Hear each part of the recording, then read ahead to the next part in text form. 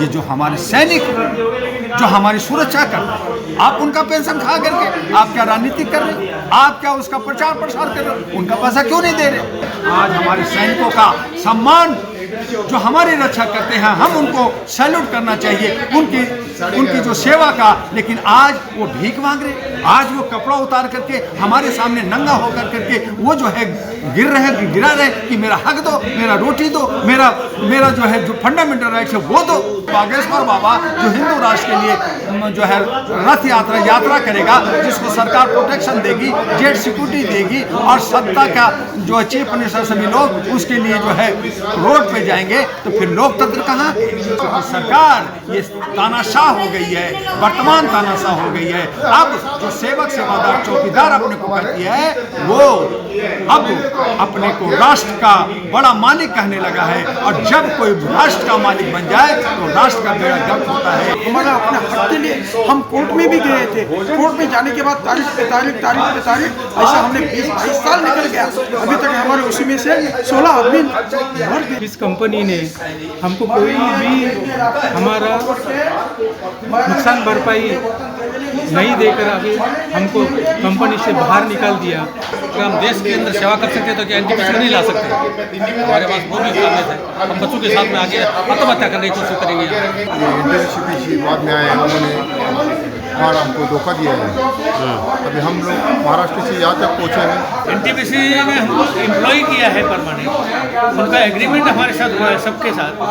जिस कंपनी में हमने इतने साथ सर्विस किया, वो हमको बिना बताए, बिना कोई नुकसान भरपाई दिए, 1 रुपया ना देते हुए गेट से बाहर कर दिया।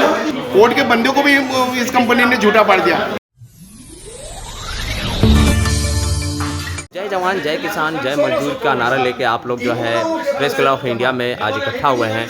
एक बार इंट्रोडक्शन के साथ सारे मामले को बताएं। जब हम भर्ती होने के बाद हम जैसे राष्ट्रीय ध्वज की कसम खाई है, उस तरह से हमने मरेंगे जिएंगे वतन तेरे के लिए। डॉक्टर में हमें जब भर्ती हो गए और ओपीओ में आगे आने के बाद हमने भी जैसे देश की रक्षा की है, उस तरह से हमने इस प्रोजेक्ट के लिए हमने अपना योगदान दिया है। योगदान देने के बाद भी हम लोग वहाँ पे हम लोगों को कंपनी ने हम लोग के लास्ट मोमेंट में हम लोगों को बेघर करके छोड़ दिया है। तो इसका हम लोगों को किसी भी हालत से हर जगह पे हम लोग हर पॉलिटिक्स वाले के पास भी गए, लेकिन किसी ने हमें लोगों को किसी ने साथ नहीं दिया। कोर्ट में गए तो इस लीगली हमारा अपने हक के लिए हम कोर्ट में भी गए थे, कोर्ट में जाने के बाद तारीख पे तारीख ऐसा हमने 20-22 साल निकल गया, अभी तक हमारे उसी में से 16 आदमी मर गए। आज हमारा बचाव है, अभी लास्ट आखिरी मोमेंट पे हम लोग किसी भी हालत में अपने हक के लिए मरेंगे जिएंगे, हमारे हक के लिए देंगे। जय हिंद जय भारत। मैं दाबोर कंपनी का पीड़ित सुरक्षा कर्मी, आर्मी से रिटायर होने के बाद इनके कंपनी में एम्प्लॉय हो गए। तकरीबन 8 साल परमानेंट एम्प्लॉयज रहने के बाद किसी कारणवश वो कंपनी बंद हो गई। एनटीपीसी ने उसका टेक ओवर किया और वो टेक ओवर होने के बाद इस कंपनी ने हमको कोई भी हमारा नुकसान भरपाई नहीं देकर अभी हमको कंपनी से बाहर निकाल दिया। इस वजह से आज तकरीबन 24 साल से हम कोर्ट का चक्कर मार रहे हैं। हम सभी विधायकों के पास गए हैं, सभी नेता लोगों के पास गए हैं, हमारे मंत्री लोग हैं उनके पास गए, लेकिन तो किसी ने भी हमारी गुजारिश नहीं सुनी है। और इसलिए आज हम यहाँ पर आए और कल हम एनटीपीसी के गेट के सामने हम धरना आंदोलन दे रहे हैं। इसी वजह से ये हमारा नुकसान भरपाई दे दो, और हमारे और कोई मांग नहीं है। हमारा जो नुकसान किया है, हमको जो कंपनी से बाहर निकाल दिया है, उसका हमको नुकसान भरपाई चाहिए और इससे आगे हम। तो सर तकनीकी क्या दिक्कतें आ रही हैं? आप लोग जो है लगभग 24 साल से इसकी लड़ाई लड़ रहे हैं, लगता नहीं है कि एक बहुत लंबा अरसा हो गया है। क्या कानूनी उलझने हैं और सरकार की क्या मंशा है इस पर? एनटीपीसी पैसे वाला प्रोजेक्ट है, पैसे की बलबूते के ऊपर उन्होंने दबा दिया सबको। हम गरीब आदमी थे, भोजपुर से नहीं थे, हमारे कोर्ट होना है करने वाला था, इसलिए पैसे के बलबूते पर कोर्ट रिसीव किया, सब ने उस पर आगे हो गए, फुटपाथ पर आ गए, हमारी सुनाई करने वाला कौन था। इसलिए आज 24 साल हो गए। अब हमारे में से तकरीबन 8 या 10 आदमी तो खत्म हो गए, और अभी बाकी बच्चे वो कोई विकलांग है, कोई लकवा का पेरेंट्स पड़े हैं, कोई कुछ पैसा नहीं है, कोई बीमारी से परेशान है। अब यहाँ दिल्ली में ठोकरे खा रहे रोड पर, हमारी सुनाई करने वाला कोई है नहीं। अगर आप लोगों से निवेदन है कि पूरी मदद करें और कल एनटीपीसी सामने धरना देंगे जो हमारी मदद करें। तो क्या लगता है कि सरकार के कानों में ये बात जाएगी? आज का जो पीसी है वो कामयाब माना जाएगा? हमारी तरफ से तो कामयाब ही है, हाँ। और फिर अगला प्रोग्राम कल करेंगे, उससे कामयाब हो जाएंगे। अगर हम देश के अंदर सेवा कर सकते तो क्या एनटीपीसी नहीं ला सकते? हमारे पास वो भी काबिलियत है। हम बच्चों के साथ में आगे आत्महत्या करने की कोशिश करेंगे, क्या करेंगे जी के जिंदा रहने का हक ही नहीं है हमारे पास। जिस उम्र में हमारे को बच्चों को पढ़ाना था, लिखाना था, वो बच्चे आत्महत्या कर रहे हैं, क्या करेंगे? इसलिए आप लोगों से निवेदन है कि हमारी मदद करें, कल एनटीपीसी के सामने जाके। धन्यवाद। तकनीकी रूप से अगर बातचीत की जाए तो मतलब कितने लोग आज आप लोग यहाँ प्रेस कॉन्फ्रेंस कर रहे हैं? यहाँ पे तो 10-12 आदमी आए, लेकिन 96 आदमी हैं हम, कंपनी के पूरे एम्प्लॉय, परमानेंट एम्प्लॉय है। डबल पावर कंपनी ने हमको ये एनटीपीसी बाद में आए हैं, उन्होंने हमारा हमको धोखा दिया है। अभी हम लोग महाराष्ट्र से यहाँ तक पहुँचे हैं, तो कल हम गेट पर चले जाएंगे और वहाँ पर मीडिया के सामने, आप लोगों के सामने हम बात करेंगे और हमारी जो मांग है वो हमको मिलना चाहिए। तो सर कहाँ दिक्कत आ रही है? मतलब क्या सरकार की मंशा क्या है आपके इस विषय को लेकर? सरकार की मंशा सरकार के तरफ हमारा नहीं, लेकिन जो एनटीपीसी से जो है बात, एनटीपीसी ने हमको एम्प्लॉय किया है परमानेंट, उनका एग्रीमेंट हमारे साथ हुआ है सबके साथ। जिस कंपनी में हमने इतने साल सर्विस किया वो हमको बिना बताए, बिना कोई नुकसान भरपाई दिए, 1 रुपया ना देते हुए गेट से बाहर कर दिया। जैसे अगर एक कुत्ते को भगा देते वैसे हमको हालत कर दिया उन्होंने। इसका वजह से जो हमारा पारिवारिक जीवन जो बर्बाद हुआ है वो उसका हमको बहुत उसका फील है। हमारे बच्चों का पढ़ाई रह गया, सब कुछ रह गया। इसलिए हम चाहते हैं कि हम सरकार से और एनटीपीसी से यही चाहेंगे कि जो हमारा राइट्स बनता है वो हमको नुकसान भरपाई मिलनी चाहिए किसी भी हालत में, और हम लेके छोड़ेंगे। अगर आप नहीं करेंगे, धरना देंगे, तो हम कुछ भी कर सकते हैं। हमें जान की परवाह नहीं, फौजी को जान की कोई कीमत नहीं होती, वो ऐसे ही दे देते हैं। देश के लिए तो हम अपना खुशी से देते हैं, और अपने राइट्स के लिए तो कुछ भी कर सकते हैं, कुछ भी कर सकते हैं। तो कल जो है बता रहे हैं कि एनटीपीसी पर भी आप लोग धरना कर रहे हैं। हाँ, एनटीपीसी पर हम धरना करेंगे, शांति ढंग से उनके पास अपना रिक्वेस्ट दे लेंगे, हमारी मांगे उनके सामने रखेंगे, वो क्या बोलते हैं देखेंगे।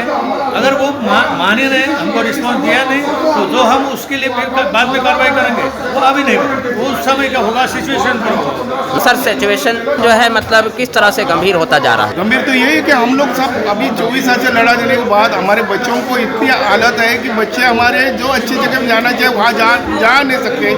मतलब कि उनकी पढ़ाई जो अच्छी जगह मिलनी चाहिए वहाँ नहीं मिल रही। हमारा बच्चों का जो हाउस होता है वो भी हम नहीं कर पा रहे। और हमारे ये कंपनी में हमारे को झूठा तो पाड़ दिया, लेकिन कोर्ट के बंदे को भी इस कंपनी ने झूठा पाड़ दिया, क्योंकि कंपनी का डायरेक्टर चंदन राय, उनके साथ में जब कोर्ट रिसीवर एमएसआई पटेल से बात हुआ था और हम लोग 5 आदमी थे, और उन्होंने बोला था कि ये लोग देश की सेवा करके आए हुए लोग हैं और इस कंपनी के परमानेंट डबल पावर कंपनी के परमानेंट एम्प्लॉय, तो उन्होंने हमारे को उसके मुताबिक लेना चाहिए था। लेकिन 12 महीने के बाद हमारे से काम करवाने के बाद में 12 महीने के बाद में हमारे को पुलिस फोर्स ला के उन्होंने बाहर निकाला। इस बात का हमारे को बहुत दुख है। तो क्या चंदन राय जी पर जो है बहुत सारी ऊपरी ताकत काम कर रही है, या क्यों इस पे संज्ञान क्यों नहीं लिया जा रहा है? अभी हमारा जो बात था उनके डिपार्टमेंट में डाल दिया है, उन्होंने सोचना चाहिए था। हम तो ये बोल रहे हैं, एक देश के सैनिक को तो उन्हें झूठा पाड़ दिया, लेकिन कोर्ट के एक सदस्य को झूठा पाड़ दिया। जो high court, Mumbai high court से जो सदस्य गया था कोर्ट रिसीवर एमएसआई पटेल, उनको भी झूठा पाड़ दिया। तो क्या संदेश देंगे आज प्रेस क्लब ऑफ इंडिया से? अंतिम संदेश क्या होगा? हमारा सभी लोगों का 96 लोगों का निवेदन है कि हमारा जो हिसाब किताब है, जो बनता है वो एनटीपीसी ने हमारे को दे दो, ताकि हमारे बाल बच्चे भी खुश हो जाएंगे, हम भी जिंदगी में खुश रहेंगे। सर किन मामलों में आज चर्चा का विषय जो है गर्म था? महोदय, सबसे पहले आपके चैनल के दर्शकों को डॉक्टर युवा का हार्दिक अभिनंदन, आने वाले नया साल का शुभकामना। हमारे सैनिक जो रक्षा करते हैं, हमारे सैनिक की रक्षा की वजह से हम लोग जो है सुरक्षा महसूस करते हैं, शांति महसूस करते हैं, आराम से हम घरों में सोते हैं। वो सैनिक चाहे वो सरकार के अंदर हो, चाहे प्राइवेट सेक्टर में हो, किसी एजेंसी में हो, वहाँ पे वो अपनी मुस्तैदी से सुशासन के अंदर रह करके वो काम करते हैं, पूरी जवानी लोगों की सेवा में और उसकी सुरक्षा में लगा देते हैं। यही इसके लिए सरकार ने एक EPFO फंड बनाया, उसके अंदर कई करोड़, कई हजार करोड़ उनका पेंशन का पैसा।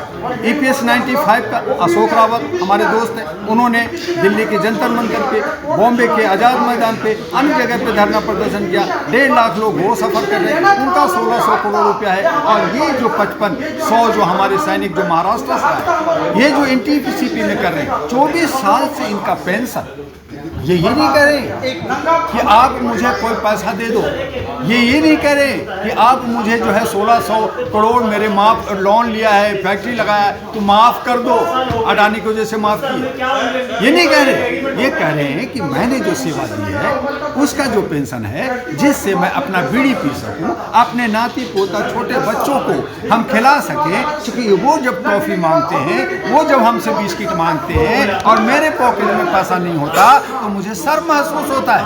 वो कहता है बच्चा, नाना दादा तुम एक बिस्किट नहीं दे सकता, तो दे कहाँ से जब हमें पेंशन नहीं मिल रहा। तो यही दर्द है रोटी कपड़ा मकान का, यही दर्द है एक फंडामेंटल राइट्स का जो यूनिवर्सल डिक्लेरेशन कहता है, जो हमारा संविधान कहता है, उसके हिसाब से आपका पैसा है। हमारे तमाम नेता कभी MLA में पेंशन ले लेते हैं, कभी MP बन के ले लेते हैं, कभी इस राज्य में ले लेते हैं, कभी उस राज्य से ले लेते हैं, डबल लेते हैं, बड़े लेते हैं। लेकिन ये जो हमारे सैनिक जो हमारी सुरक्षा करते हैं, आप उनका पेंशन खा करके आप क्या राजनीति कर रहे हैं, आप क्या उसका प्रचार प्रसार कर रहे हो, उनका पैसा क्यों नहीं दे रहे। आप खुद कहते हो 7,500 दूंगा, वो आपको मेडिकल फैसिलिटी दूंगा, आपको तमाम तरह की सहूलियत दूंगा। ये जो 55-56 जो सैनिक ये महाराष्ट्र से आए हैं, कुछ अलग राज्यों से आए हैं, जो प्रेस क्लब में जो इंडिया का एक दिल है, जहाँ से पूरा भारत में आवाज़ और पूरे विश्व में आवाज़ जाता है, ये आज जहां अपनी नौकरी करना था अमरावती में, वहां करते आज यहां आकर के बैठ करके दूर से आए हैं, ठंड में आए हैं। आप सोच सकते हैं कि इनकी आवाज़ कौन सुनेगा। कल ये फिर NTPC का CGO कम्प्लेक्स में हेडक्वार्टर में जाकर के धरना दे रहे हैं। आप वही करेंगे जैसे लड़कियों को, बलात्कारी को इंडिया गेट से उठा के बस में आपने डिपोर्ट कर दिया और कुलदीप सिंह सेंगल को आपने आज़ाद छोड़ दिया। तो न कानून है न व्यवस्था है। अगर कानून और व्यवस्था नहीं है तो फिर तो ठीक है कि RSS के प्रधान ने कहा कि अब ये देश हिंदू राष्ट्र हो गया है। जब हिंदू राष्ट्र हो गया और है तो फिर प्रधानमंत्री क्या कर रहा है, फिर गृह मंत्री क्या कर रहा है, फिर चीफ मिनिस्टर क्या कर रहा है, फिर जज और जस्टिस क्या कर रहा है। सुप्रीम कोर्ट भी बात खत्म कर दो, फिर जजेस को खत्म कर दो, फिर पुलिस डिपार्टमेंट खत्म कर दो, खत्म। अब तो जो है राजा कौन होगा, अब राजा होगा वो जो कथावाचक होगा, जिसको guard of honour Uttar Pradesh में मिलता है, वो 5वीं फेल हो 4थी फेल हो। अब जो है बागेश्वर बाबा जो हिंदू राष्ट्र के लिए जो है रथ यात्रा करेगा, जिसको सरकार प्रोटेक्शन देगी, जेट सिक्योरिटी देगी और सत्ता का जो चीफ मिनिस्टर सभी लोग उसके लिए जो है रोड पे जाएंगे। तो फिर लोकतंत्र कहाँ है, संविधान कहाँ है, कानून कहाँ है। और इसीलिए जब विधायिका पे आवाज उठी, उंगलियां उठी, तो हमारा कार्यपालिका पे उठी, हमारा मीडिया पे उठी, वो भी बिक गया। हमें एक आस था, एक उम्मीद था कि न्यायपालिका ईमानदार है, वो मुझे हक अधिकार न्याय देगा, लेकिन वो भी बिक गया, वो भी बिक गया। उस पर भी विश्वास नहीं रहा। आज चांदनी चौक में जाइए, जंतर मंतर पे जाइए, पब्लिक प्लेस में जाइए, जनता से पूछिए कि आपको न्यायालय पे विश्वास है, वो कहेंगे नहीं है, क्योंकि गरीबों के लिए न्यायालय है नहीं। उनको कोर्ट में कचहरी में भागते रहिए, आप जेल में पड़े रहिए। यहाँ अमीर लोग छूट जाते हैं, पूंजीपति छूट जाते हैं, नेता लोग छूट जाते हैं। ये मजाक हमारे लोकतंत्र का बना दिया गया है। आज हमारे सैनिकों का सम्मान जो हमारी रक्षा करते हैं, हम उनको सैल्यूट करना चाहिए, उनकी जो सेवा का। लेकिन आज वो भीख मांग रहे, आज वो कपड़ा उतार करके हमारे सामने नंगा होकर करके वो जो है गिरा रहे कि मेरा हक दो, मेरा रोटी दो, मेरा जो है जो फंडामेंटल राइट्स है वो दो। तो ये शर्म आनी चाहिए सरकार को, ये शर्म आनी चाहिए व्यवस्था को। और ये आवाज करे क्यों उठा रहे? तो लोकतंत्र में क्या करें? आपको अर्जी दिया, आपसे मिन्नत किया, आपको हाथ जोड़ा, आप सुन कहाँ रहे? इसीलिए सड़कों पे आ रहे हैं। और इसीलिए बहुत सारे संगठन, बहुत सारे अथॉरिटी, बहुत सारी जनता सड़कों पे आती है, धरना प्रदर्शन आंदोलन करती है। सुनता कौन? और ये क्यों नहीं सुनता? क्योंकि सरकार ये तानाशाह हो गई है, वर्तमान तानाशाह हो गई है। अब जो सेवक सेवादार चौकीदार अपने को करती है, वो अब अपने को राष्ट्र का बड़ा मालिक कहने लगा है। और जब कोई राष्ट्र का मालिक बन जाए तो राष्ट्र का बेड़ा गर्क होता है, भीड़ का वो फायदा उठाते हैं। लेकिन यही भीड़, यही जनता उन तमाम लोगों का कब्र भी खोद सकता है। उसके लिए हमें जन क्रांति की जरूरत है, हमें इकट्ठा होने की जरूरत है। और ये सैनिक और किसान, ये नौजवान, ये मजदूर जिस दिन सड़कों पे आएंगे, जन आक्रोश अपने आप फूटेगा और फिर देखेंगे कि आप तानाशाह कैसे बनते हैं। जब हिटलर नहीं रहा, मसोनी नहीं रहा, बड़े बड़े नेता नहीं रहा, देश के अंदर बड़े बड़े आप जो है बार बार नेहरू और औरों को दोष देते हैं, तो आप क्या कर रहे हैं? अपने दीवार में झांकिए और हमारे सैनिकों का हक अधिकार तत्काल दीजिए। नहीं तो जब सैनिक उतरेगा तो किसान भी उतरेगा, किसान उतरेगा तो मजदूर भी उतरेगा, और मजदूर उतरेगा तो हर नौजवान जो भारत के 65 करोड़ हैं युवा युवती, वो भी उतरेगा। उसके लिए क्या होगा ये अंजाम आपको अभी से समझना हो।